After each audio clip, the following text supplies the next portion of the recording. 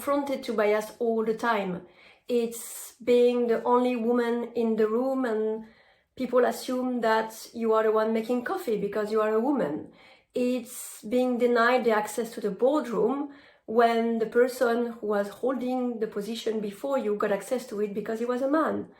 It's a client assuming that because you are young and a woman, you are not the one in charge, and hearing after a meeting, oh, so you're not just a pretty face.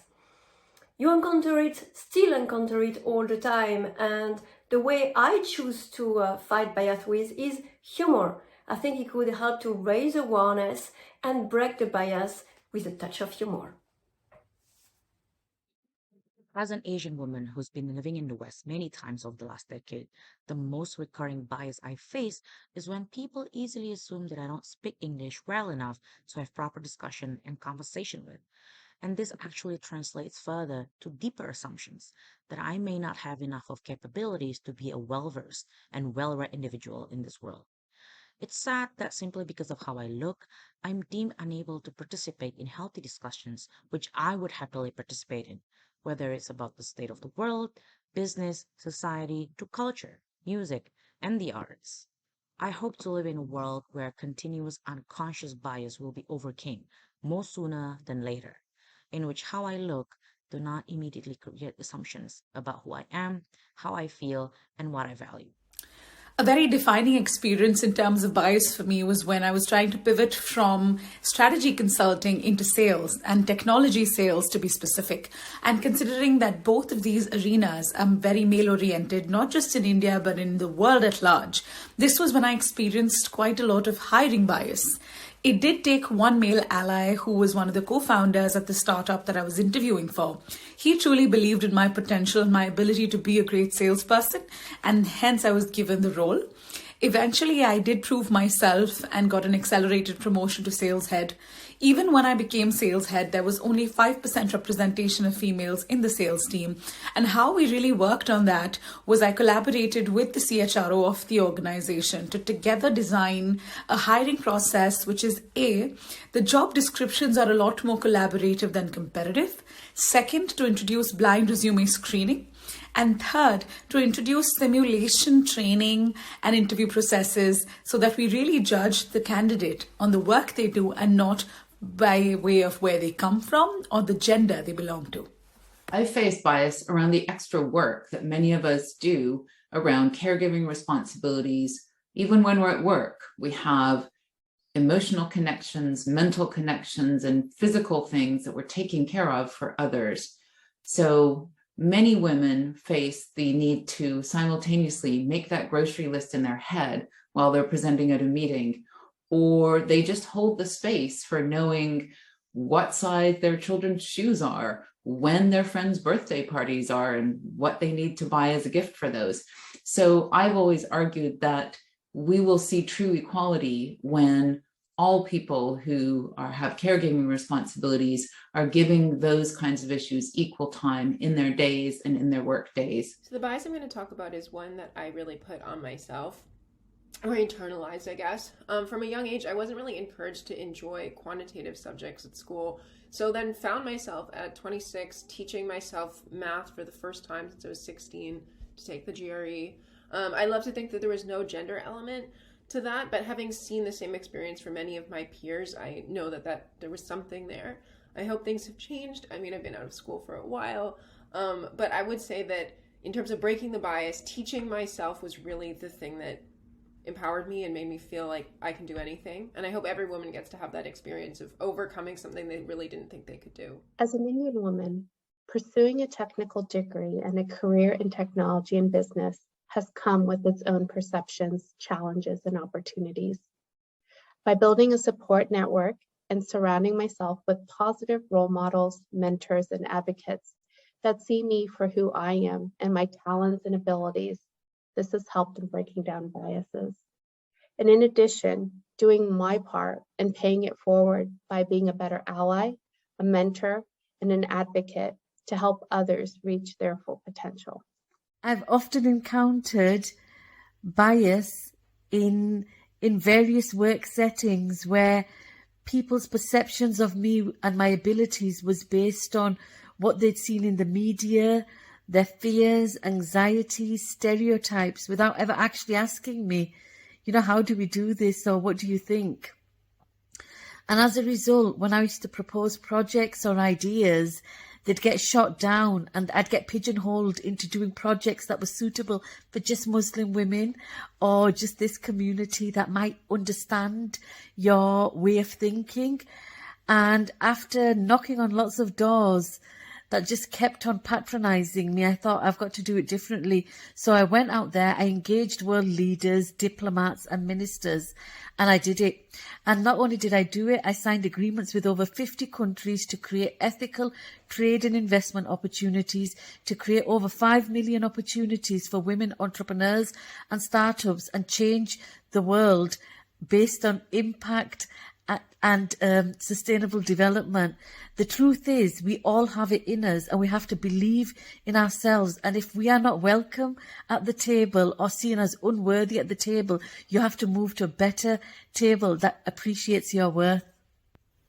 Being ambitious, driven, hardworking, progressive, and a natural leader are traits seen by society as masculine. And yet all of my female colleagues in banking and friends from Cambridge and beyond exhibit such traits. The perception of these traits by society is incorrect. They're not masculine, but human. To break this centuries-old bias that women are not ambitious and fit to lead, we should allow more talented women to reach the top by instilling higher targets for female participation, not just on boards, but also in senior management within every department in any company around the world, and link them to executive compensation.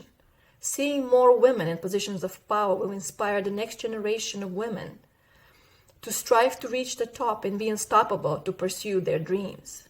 I am Veneta Nikolova, and I know that together we can break this bias. Thank you. And happy International Women's Day, everyone. As women, we are always conscious of the fact that we are treated as unequal. We tend to overload ourselves with lots of responsibilities, especially at workplace. And this comes with higher probability to be launched for failures. I would say we should be able to convert such situations into island of opportunities by setting up right expectations in the beginning itself and create a support system around us personally and professionally. Additionally, we need to be more assertive in getting what we want, as best gifts are never given but claimed. I decided to pursue a PhD and an academic career after 12 years in professional practice. So by the time I was admitted to a PhD program, I had 2 little children and was quite a bit older than the average PhD student in my program. In seminars and through my interactions with faculty and students, I felt a little undermined or even written off because of my situation. In fact, I was told by one of my professors that children are a post-tenure activity. Now, I remember when I worked for an international company. I worked for a few, but in this particular case, somebody asked me, and actually he asked me on perhaps 2 or 3 occasions. He said, "Did you know somebody in this company? Is this how you got in?" He was clearly biased because I don't think that he would perhaps ask that if I were a white man. So I said to him, I was headhunted, I have all the experience they required, I speak XYZ languages. This is exactly what I've been doing prior to this. How about you? Please tell me your experience. And that's how I handled it. Now, the way we can continue to work to really just break down biases is by promoting more inclusive, more diverse workspaces, such that it is not uncommon to see a Black African woman working somewhere else on the globe at a very senior position, right? We do not need to be asked whether we're qualified. Hi, I belong to a society where working women is still a rarity. My career goals are always put second to my duties as a householder and as a mother. This constantly puts pressure on my professional and personal goals. Even if I'm hosting a presentation for 200 people in the audience, I'm expected to be at home on time to entertain guests. Even if I am running a business with great deals on my side and with great partnerships, a pregnancy would still put into question whether I would be able to manage my business going forward. I have a lot of support from women in my life, and their encouragement means everything to me. But there'll still be women who've chosen not to work who will imply that I'm doing less as a woman or as a mother just because I'm working. The truth is actually really far from all these three assumptions. As a working woman, I'm actually able to prioritize my life better. As a working woman, I'm more updated on how I want to raise my children. In fact, the three values that I focus on teaching my children were the result of my management training. As a working woman, I actually end up taking more longer-term driven decisions because I know what I'm giving up to be here, and it has to be worth it. So what will it take to actually get the support we want? It has to start with us. First, we have to stop shying away from saying no. We have to stop shying away from failing against other people's expectations. We have to stop shying away from letting them put things on our plate that don't matter. We have to stop shying away from having difficult conversations, from asking for what we deserve.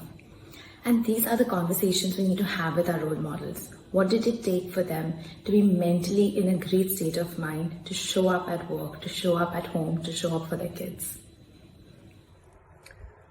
Hello, my 60-second break the bias would be place your voice on the table. And by that I mean at the very beginning of a meeting or any social setting where you want to be part of the conversation, at the very beginning of that event, make sure you place your voice on the table by speaking up at the very beginning. What very often happens, particularly in meetings, that women often wait and contribute to the meeting until they feel they have something valuable to contribute, which is great. The problem with this can be that by this time in the meeting has taken on its own modus operandi, which means it is not only hard to get airtime, but it's even harder to get your voice heard. So therefore, if you place your voice on the table at the beginning, you have made your marker. You will not only be given airtime, but also your voice will be heard.